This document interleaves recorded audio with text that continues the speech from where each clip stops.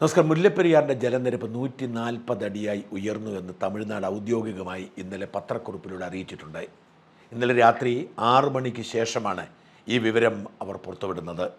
Supreme കോടതിയുടെ നിർദ്ദേശത്തിന് എതിരാണ് ആ തീരുമാനം. പകൽ സമയത്ത് തന്നെ മുന്നറിയിപ്പ് നൽകണമെന്നാണ് പറയുന്നത്. 142 അടി വരെ മാത്രമേ ജലനിരപ്പ് ഉയരാൻ അനുവദിക്കാവൂ. വാസ്തവത്തിൽ 136 മുകളിലേക്കുള്ള ജലനിരപ്പ് തന്നെ അപകടകരമാണ്. പക്ഷേ കേരളത്തിന് ഫലപ്രദമായി അത് സുപ്രീം കോടതിയെ ബോധ്യപ്പെടുത്താൻ കഴിഞ്ഞില്ല. അങ്ങനെ 142 അടി എന്ന അവസ്ഥയിലെത്തി. അതിൻ്റെ തൊട്ടടുത്തെത്തിയിരിക്കുന്നു. ഇക്കഴിഞ്ഞ 19-ാം തീയതി 133.75 അടിയായിരുന്നു. 20-ാം തീയതി ആയപ്പോഴത്തേക്കും 135 അടിയായി. അങ്ങനെ ഉയർന്നു പൊന്തിയാണ് ഇപ്പോൾ 140 അടിയായിരിക്കുന്നത്. അതിവേഗമാണ് മുല്ലപ്പെരിയാർ നിറഞ്ഞുകൊണ്ടിരിക്കുന്നത്. വൃഷ്ടിപ്രദേശത്തെ മഴ മാത്രമല്ല, തമിഴ്നാടിന് പരമാവധി സെക്കൻഡിൽ 400 ഘനയടി വെള്ളം മാത്രമേ കൊണ്ടുപോകാൻ കഴിയുന്നുള്ളൂ. ഈ പശ്ചാത്തലത്തിലാണ് മുല്ലപ്പെരിയാർ അതിവേഗം നിറയുന്നത്. 142 അടി കടക്കുന്ന സമയം വിദൂരമല്ല. അതുകൊണ്ട് തന്നെ മുല്ലപ്പെരിയാർ മുഴുവനായി തന്നെ തുറന്നുവിട്ടേക്കുമെന്ന റിപ്പോർട്ടുകൾ പുറത്തു വരുന്നു. അതിന് കീഴെയുള്ള മനുഷ്യരോട് പത്രവാർത്തയൊക്കെ കണ്ട് നിങ്ങൾ മാറി താമസിച്ചോണം, ഞങ്ങൾ ഉത്തരവാദിയല്ല എന്ന് പറഞ്ഞ് സർക്കാർ ഒഴിയുകയാണ്. ഓരോ മഴക്കാലത്ത് 130ഓളം വർഷം പഴക്കമുള്ള ഈ അണക്കെട്ട് മലയാളികളുടെ ഉറക്കം കെടുത്തുകയാണ്. ഇപ്പോഴിതാ നവംബർ മാസം തീരാറായിരിക്കുന്നു, ഡിസംബർ പിറക്കാറായിരിക്കുന്നു. നമ്മൾ സാധാരണഗതിക്ക് ജൂലൈയിലും ഓഗസ്റ്റിലും ഒക്ടോബറിലും സെപ്റ്റംബറിലും ഒക്കെയാണ് വെള്ളപ്പൊക്കം കാണുന്നത്. എന്നാൽ ഇപ്പോൾ ഡിസംബറിലേക്ക് പ്രവേശിക്കുമ്പോൾ ഇത് വെള്ളപ്പൊക്കം ഉണ്ടാവുന്ന സാഹചര്യം രൂപപ്പെടുന്നു. അതായത് നമ്മൾ അപകടകരമായ അവസ്ഥയിലേക്ക് നീങ്ങിക്കൊണ്ടിരിക്കുന്നു. ഈ മുല്ലപ്പെരിയാർ അണക്കെട്ടിനെ ഒന്നും സംഭവിക്കില്ല എന്നെങ്ങനെ തീർത്തു പറയാൻ കഴിയും? സംഭവിച്ചാൽ എന്തായിരിക്കും ദുരന്തത്തിൻ്റെ വ്യാപ്തി? ഈ മാസത്തിന് തുടക്കത്തിൽ കൊച്ചിയിൽ തമ്മനത്തെ ഒരു ജലസംഭരണി തകർന്നു. 1,35,00,000 ലിറ്റർ വെള്ളം സൂക്ഷിച്ചിരുന്ന ജലസംഭരണി. ആ സംഭരണി തകർന്ന ദൃശ്യങ്ങൾ ഇപ്പോഴും നമ്മുടെയൊക്കെ മനസ്സിലുണ്ട്. വല്ലാതെ ഭയപ്പെടുത്തുന്ന ദൃശ്യങ്ങളായിരുന്നു. നിരവധി വീടുകളിലേക്ക് വെള്ളം ഇരച്ചു കയറി. വാഹനങ്ങൾ അടക്കമുള്ളവ ഒഴുകിപ്പോയി. റോഡുകളിൽ വലിയ മൺകൂനകൾ പ്രത്യക്ഷപ്പെട്ടു. ഓർക്കണം, ഒരു ജലസംഭരണി തകർന്നപ്പോൾ ഉണ്ടായ സംഭവമാണ്. അർദ്ധരാത്രിയിലായിരുന്നു സംഭവിച്ചത്. വെള്ളം ഇരച്ചെത്തുന്നത് കണ്ട് ഞെട്ടിയെണീറ്റ നാട്ടുകാർ കരുതിയത് മുല്ലപ്പെരിയാർ തകർന്നെന്നാണ്. അന്നത്തെ പ്രതികരണങ്ങൾ അങ്ങനെയായിരുന്നു. ചെറിയൊരു ജലസംഭരണി തകർന്നപ്പോൾ ജനങ്ങൾ ഇത്രയേറെ ഭയപ്പെട്ടെങ്കിൽ എന്തായിരിക്കും മുല്ലപ്പെരിയാർ തകരുമ്പോൾ സംഭവിക്കുക? മുല്ലപ്പെരിയാർ തകരാതിരിക്കട്ടെ എന്ന് പ്രാർത്ഥിക്കുമ്പോഴും തകരില്ല എന്ന ആത്മവിശ്വാസത്തിൽ എത്ര കാലം മുമ്പോട്ട് പോകാൻ കഴിയും? എന്തുകൊണ്ടാണ് പാവം മനുഷ്യരുടെ ആശങ്കയെക്കുറിച്ച് ആർക്കും ഒരു ചിന്തയുമില്ലാത്തത്? മുല്ലപ്പെരിയാർ ആക്ഷൻ കമ്മിറ്റിയുടെ കൺവീനറായ RBS മണി വളരെ ആശങ്കയോടുകൂടി അയച്ച ശബ്ദ സന്ദേശം കൂടി കേൾക്കുക. മുല്ലപ്പെരിയാർ ഡാമിന്റെ ബഹുമാനപ്പെട്ട സുപ്രീം കോടതിയുടെ ഒരു വളരെ വിശേഷാൽ ഒരു നിബന്ധന അനുസരിച്ച് നമ്മൾ റിസർവോയറിൽ വെള്ളം കൂടിക്കഴിഞ്ഞാൽ, ലെവൽ കൂടിക്കഴിഞ്ഞാൽ തുറന്നു വിടുന്നത് പകലായിരിക്കണമെന്ന് നിഷ്കർഷിച്ചിട്ടുണ്ട്. കാരണം രാത്രി നമുക്ക് ഒരു തരത്തിലും ആരെയും സഹായിക്കാൻ സാധിക്കില്ലാത്തത് കൊണ്ട് പ്രായോഗികമായി വെള്ളം കൂടുതലായി തുറന്നു വിടേണ്ടി വരുന്ന സാഹചര്യങ്ങൾ പകൽ തന്നെ ചെയ്യണമെന്നാണ്. ഇപ്പം ഈ ഒരു ഓർഡർ ശ്രദ്ധിച്ചാൽ തന്നെ അറിയാം, വൈകിട്ട് 6 മണിക്കാണ് അവർ ഇങ്ങനെ. അപ്പം ഈ രാവിലെ ഇത്രയും നേരം പകല് ഇവർക്കിതൊന്ന് ചിന്തിച്ചുകൂടെ? ഈ വെള്ളം മഴ പെയ്താൽ കൂടുമെന്നുള്ളത് അറിയില്ലേ ഇത് നടത്തിപ്പുകാർക്ക്?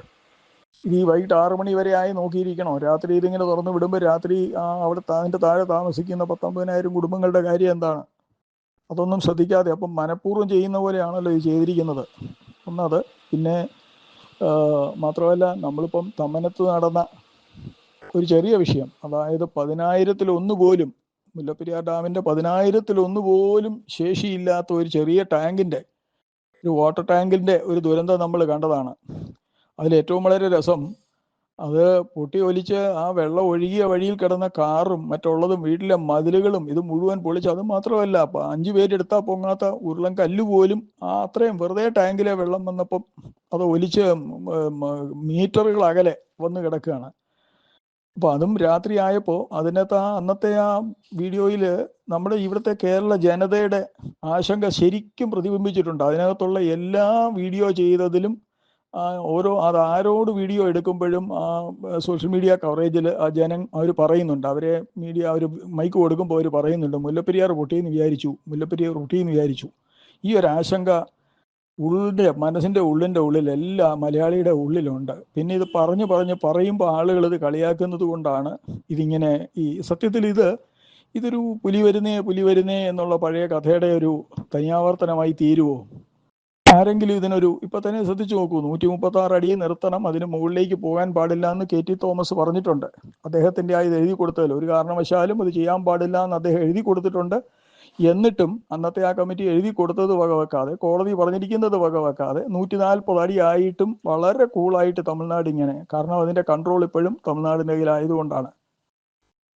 ഈ 140 അടിയൊക്കെ വളരെ, ആ 4 അടി എന്ന് പറയുന്നത് നമ്മുടെ 19 ലക്ഷം പേരുടെ ജീവന്റെ കാര്യമാണ്. അപ്പൊ അതാണ് അതിനകത്തെ വളരെ വിശേഷം. ഇപ്പൊ ഈ ഒരു ഇവരുടെ സർക്കുലർ കണ്ടാൽ തന്നെ മനസ്സിലാവും. വൈകിട്ട് 6 മണിക്കാണ് അവർ തീരുമാനിച്ചിരിക്കുന്നത് വെള്ളം തുറന്നുവിടാൻ.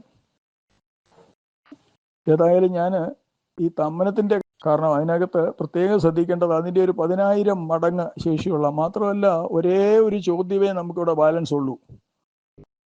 വെറുതെ ആണെങ്കിൽ പോലും ഒന്ന് ചിന്തിച്ചു നോക്കുക. ഇപ്പോഴത് എന്തെങ്കിലും നിർഭാഗ്യവശാൽ, ഒരിക്കലും പൊട്ടാൻ പാടില്ല, പ്രാർത്ഥനയാണ്, പക്ഷെ പൊട്ടിയാൽ, എന്തെങ്കിലും കാരണവശാൽ അത് തകർന്നാൽ നമ്മൾ എന്ത് ചെയ്യും?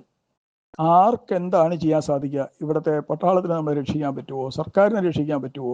ഇത്രയധികം ജീവനെ രക്ഷിക്കാനുള്ള എന്ത് സംവിധാനമാണ് നമുക്ക് കേരളത്തിലുള്ളത്? മാത്രമല്ല, ഈ 5 ഡിസ്ട്രിക്റ്റിലെ ബഹുമാനപ്പെട്ട കളക്ടർമാരെല്ലാം ഇവിടുത്തെ ദുരന്ത നിവാരണ സമിതിയുടെ ചെയർമാൻമാരാണ്. പോരാത്തതിന് ദുരന്ത നിവാരണ സമിതിയുടെ ഇടുക്കി ജില്ലയിലെ ദുരന്ത നിവാരണ സമിതിയുടെ മാനുവൽ, അല്ലെങ്കിൽ അവരുടെ മാഗ്ന കാർട്ട എന്ന് തന്നെ പറയാം, അവരുടെ ആ ബൈബിളിൽ മുല്ലപ്പെരിയാർ ഡാം എന്നുള്ളൊരു വാക്ക് പോലും അതിനകത്തില്ല. ഈ ഒരു സാഹചര്യത്തിൽ എന്താണ് നമ്മൾ ഈ ഒരു, അവർ നമുക്ക് 2 ഡിപ്പാർട്ട്മെന്റ് എഴുതി തന്നിട്ടുണ്ട്. കേരളത്തിലെ ഇന്റർ വാട്ടർ സ്റ്റേറ്റ് എഴുതി തന്നിട്ടുണ്ട്, കേന്ദ്രത്തിലെ അവർ എഴുതി തന്നിട്ടുണ്ട്. It is an impending disaster, എപ്പോൾ വേണേ സംഭവിക്കാവുന്ന ദുരന്തം എന്ന് അവർ ഇതിൻ്റെ ഇന്ത്യയിലെ പരമാധികാര ഈ സാങ്കേതിക വകുപ്പ്, നമ്മുടെ ജലസേന വകുപ്പ് നമുക്ക് എഴുതി തന്നിട്ടുണ്ട്.